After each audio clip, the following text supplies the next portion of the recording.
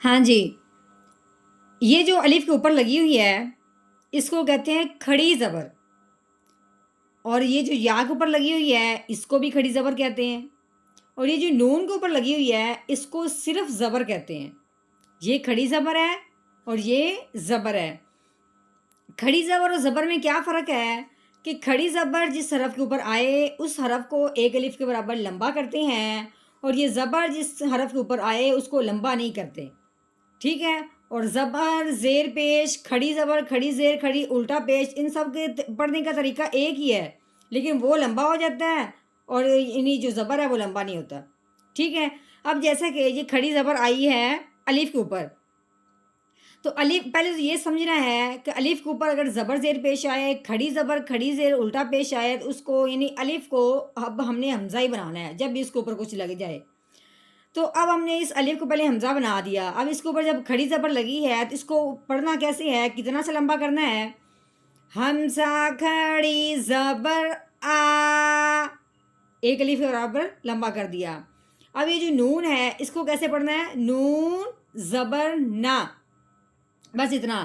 لیکن یہ بھی نون لمبا ہو رہا ہے، کیوں ہو رہا ہے؟ کیونکہ اس کے آگے الف آ گیا ہے، کیونکہ یہ قاعدہ ہے الف کو لمبا کرنے کا کہ الف سے پہلے حرف پہ جب زبر آ جائے تو وہ پہلے والا حرف الف کے ساتھ ملتے ہوئے ایک الف کے برابر لمبا ہو جائے گا۔ یہ زبر خود بذات لمبا ہونے والی وجہ نہیں ہے، لمبا زبر کے لمبا ہونے کی وجہ یہ الف بنا ہے۔ الف کو نون کے ساتھ ملائیں گے تو پھر نون لمبا ہوگا، اگر الف نہیں ہے تو پھر نون زبر نہ ہی پڑھا جائے گا۔ اب الف آنے کی وجہ سے کیسے پڑھیں گے؟ نون الف زبر نا، یہ الف کے اوپر کھڑی زبر آنے کی وجہ سے حمزہ بنایا، حمزہ کھڑی زبر آ، یا کھڑی زبر یا، آیا، تا پیش تو، آیا تو، نون الف زبر نا، آیاتنا، ٹھیک ہو گیا؟ یہ تو میں نے بتایا صرف ایک یعنی ایک لفظ بتایا ہے، باقی آپ مکمل ویڈیو دیکھیں گے تو انشاءاللہ ایک ایک لفظ کے اندر بہت تفصیل سے بات بیان کی ہو جائے گی، جس سے معلوم ہوگا کہ لفظ کو لمبا کیوں کرنا ہے، ملانا کیوں ہے، کیوں نہیں ملانا۔ تو آپ مکمل ویڈیو دیکھیں، انشاءاللہ بہت فائدہ ہوگا۔ نحمده ونصلي على رسوله الكريم اما بعد فاعوذ بالله من الشیطان الرجیم بسم اللہ الرحمن الرحیم۔ السلام علیکم ورحمۃ اللہ وبرکاتہ۔ امید ہے آپ سب خیریت سے ہوں گے، انشاءاللہ جہاں ہوں گے ایمان اور صحت کی نعمت سے مالا مال ہوں گے۔ ہاں جی، تو آغاز کرتے ہیں ہم اپنے آج کے سبق کا دعاؤں کے ساتھ، تو چلیے شروع کرتے ہیں۔ اللهم صل على سيدنا ومولانا محمد وعلى آل سيدنا ومولانا محمد وبارك وسلم۔ رب اشرح لي صدري ويسر لي أمري واحلل عقدة من لساني يفقهوا قولي۔ رب زدنا علما، رب زدنا علما، رب زدنا علما۔ أعوذ بالله من الشيطان الرجيم، بسم اللہ الرحمن الرحیم۔ ہاں جی، اس الف کو حمزہ کیسے بنایا جاتا ہے یہ ہم نے بہت دفعہ ہر ویڈیو میں تقریباً سمجھ لیا ہے، تو آج پھر ہم سمجھتے ہیں کہ الف کے نیچے کیا لگی ہوئی ہے؟ زیر۔ اسی طرح اگر الف کے اوپر زبر ہو یا الف کے اوپر پیش ہو، یعنی کہ الف کے اوپر زبر زیر پیش آ جائے، اس الف کو الف نہیں پڑھتے، اس الف کو حمزہ پڑھتے ہیں۔ اب اس الف کے نیچے زیر آئی ہے، اب ہم نے اس کو کیسے پڑھنا ہے؟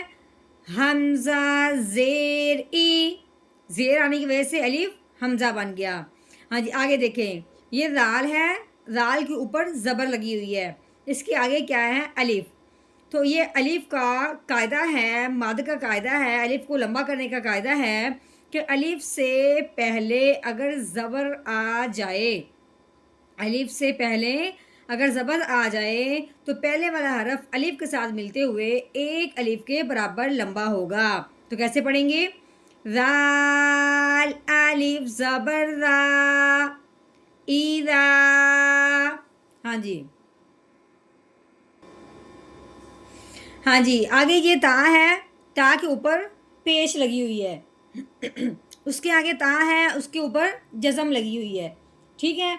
जज़म ये जो दालमा बनी हुई है, ये जज़म जिस हरफ के ऊपर आती है, उस हरफ को साकिन कहते हैं, ठीक हो गया? मतलब ये है कि साकिन जो भी हरफ होता है, जो उससे पिछला हरफ होता है, उस साकिन हरफ के साथ मिल जाता है।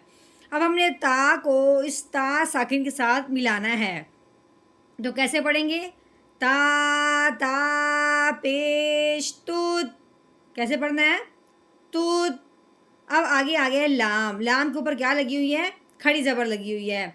खड़ी ज़बर जिस हरफ के ऊपर आती है, उस हरफ को एक अलिफ के बराबर लंबा कर देते हैं। अब ये जो या है, ये पढ़ने में नहीं आएगी, लिखने में आई है, ठीक है? लाम के ऊपर खड़ी ज़बर है, तो इसको कैसे पढ़ेंगे? लाम खड़ी ज़बर ला, तूत ला। हाँ जी, आगे आइन, आइन के ऊपर लगी हुई ज़बर, आइन ज़बर आ। लाम के ऊपर ज़बर लगी हुई है, आगे या के ऊपर जज़म आने की वजह से या साकिन हो गया। अब हमने क्या करना है कि लाम को या साकिन के साथ मिलाना है, क्योंकि हमने यही पढ़ा है कि साकिन हरफ जो भी होता है, पिछले वाला हरफ उस साकिन के साथ मिल जाता है। अब पिछले वाला हरफ लाम है, साकिन या है, अब अपने लाम को या के साथ मिलाना है। लेकिन यहाँ बात समझने वाली है कि जब या साकिन हो और उससे पहले हरफ के ऊपर ज़बर आ जाए, तो जब वो पहले वाला हरफ या साकिन के साथ मिलेगा तो नरमी से अदा होगा, ना झटका लगेगा, ना ही लंबा होगा। कैसे पढ़ेंगे? लाम या ज़बर लै, अलई। आगे हा के नीचे ज़ेर है, हा ज़ेर ही, अलैहि। हाँ जी, आगे देखिए, अलिफ के ऊपर अब आ गई खड़ी ज़बर। हमने क्या कहा था कि अलिफ के ऊपर ज़बर ज़ेर पेश आए, उस अलिफ को हमज़ा कहते हैं। इस अलिफ के ऊपर आई खड़ी ज़बर, ये भी ज़बर की तरह ही है, लेकिन फ़र्क ये है कि ये ज़बर जिसके ऊपर आती है, खड़ी ज़बर, उस हरफ को एक अलिफ के बराबर लंबा कर देते हैं। तो इस खड़ी ज़बर के आने की वजह से इस अलिफ को हमने हमज़ा बनाना है, तो कैसे पढ़ेंगे? हमज़ा खड़ी ज़बर आ। हाँ जी, ये अब खड़ी ज़बर या के ऊपर भी आई है, या खड़ी ज़बर या, आया। ता के ऊपर पेश है, ता पेश तू, आया तू। आगे नून, नून के ऊपर क्या लगी हुई? ज़बर। हमने क्या पढ़ा था? आगे अलिफ है, अलिफ से पहले हरफ पे जब ज़बर आ जाए तो वो पहले वाला हरफ अलिफ के साथ मिलते हुए एक अलिफ के बराबर लंबा होगा। कैसे? नून अलिफ ज़बर ना, आयातुना। हाँ जी, अब हमने आयत को आधा पढ़ा है, आधी आयत अगर आगे मिलाते तो फिर हमारी वीडियो ज़्यादा लंबी हो जानी थी, इसलिए आधी आयत का हमने आज तोड़ करना है, जो हमने कर लिया। अब हमने आधी आयत का ही जोड़ करना है, बाकी इंशाल्लाह कल पढ़ेंगे। तो चलिए शुरू करते हैं। अऊज़ु बिल्लाहि मिनश शैतानिर रजीम। सूरतुल मुतफ़्फ़िफ़ीन मक्किय्यह। बिस्मिल्लाहिर रहमानिर रहीम। इज़ा तुतला अलैहि आयातुना, इज़ा तुतला अलैहि